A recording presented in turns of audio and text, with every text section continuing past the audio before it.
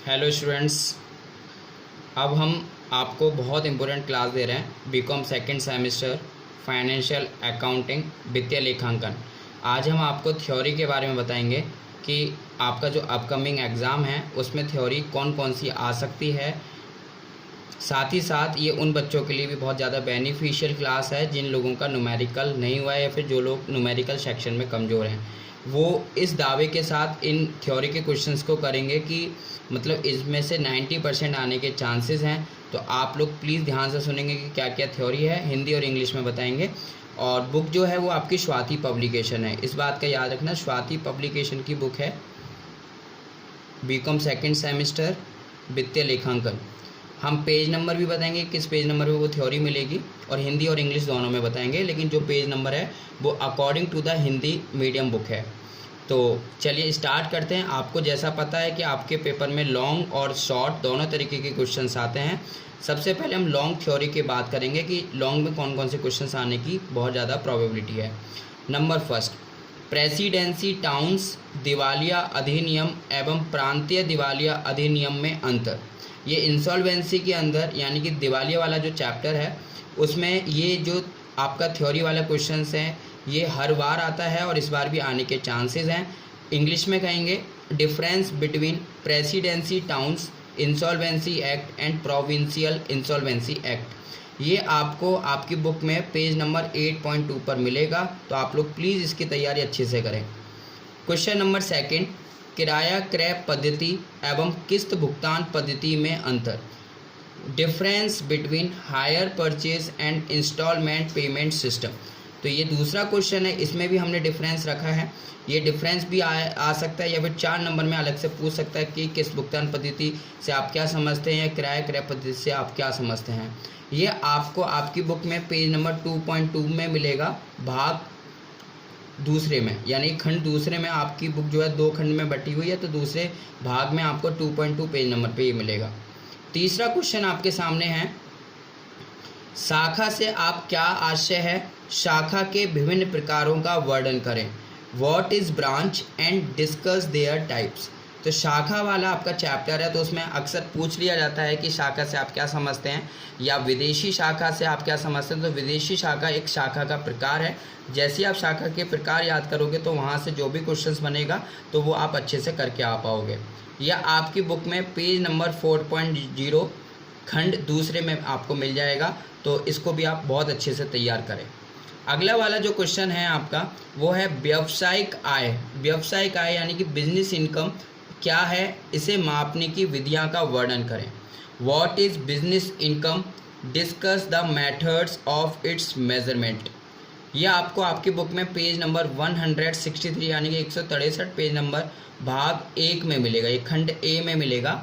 ठीक है, तो आपको जैसा कि हम बता रहे हैं कि हम यहाँ पर थ्योरी के क्वेश्चंस को बता रहे हैं कि लॉन्ग में कौन से क्वेश्चंस आने की संभावना है। ज़्यादा हमने क्वेश्चंस रखे नहीं है, केवल 7 हैं, और 7 में से आपको 2 से 3 क्वेश्चन यानी कि यहाँ से आपका लगभग 30 से 35 नंबर का फंस सकता है। आप केवल इन 7 क्वेश्चन को करिए, आपका पेपर निकल जाएगा। आप लोग इसको तैयार करें। अब अगले क्वेश्चन की ओर बढ़ते हैं। अगला क्वेश्चन आने की संभावना है, पुस्तपालन की दोहरा लेखा प्रणाली से आप क्या समझते हैं, इसके लाभ एवं दोषों का वर्णन करें। What do you mean by double entry system of book keeping, explain it's clearly and advantage and disadvantage. तो ये दोहरा लेखा प्रणाली शुरुआत से ही बहुत इंपॉर्टेंट क्वेश्चन माना जाता है अकाउंट का, और अब भी आने का चांसेस है इसका।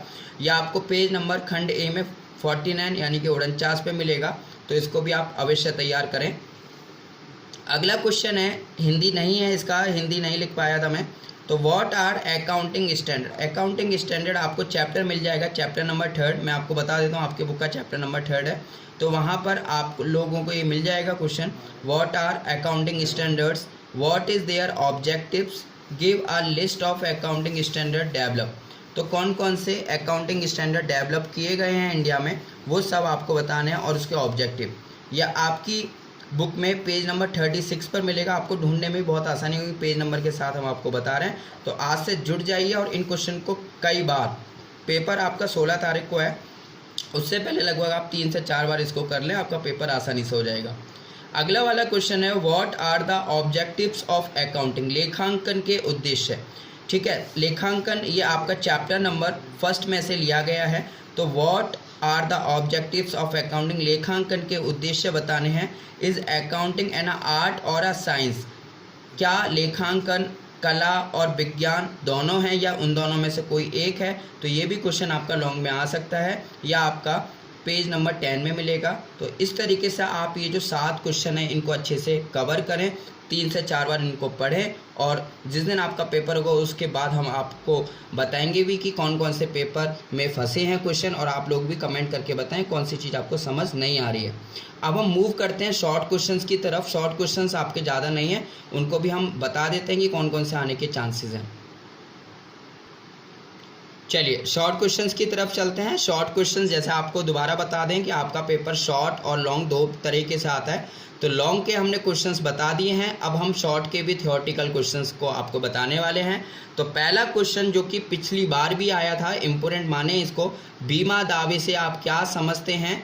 What do you mean by insurance claim. Page number हमने नहीं बताया, आप लोग ढूंढ लेंगे खुद। शॉर्ट क्वेश्चन है आपका बीमा दावे। तो ये इंश्योरेंस क्लेम वाला जो चैप्टर है जिसमें कि न्यूमेरिकल भी आता है, इसमें से थ्योरी भी आती है, तो इसका आपको क्वेश्चन तैयार करना है।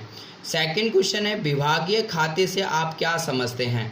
What do you mean by departmental account. तो डिपार्टमेंटल अकाउंट ये भी क्वेश्चन आपका थ्योरी के लिए बहुत ज़्यादा इंपॉर्टेंट है, तो इसको भी आप अवश्य तैयार करें।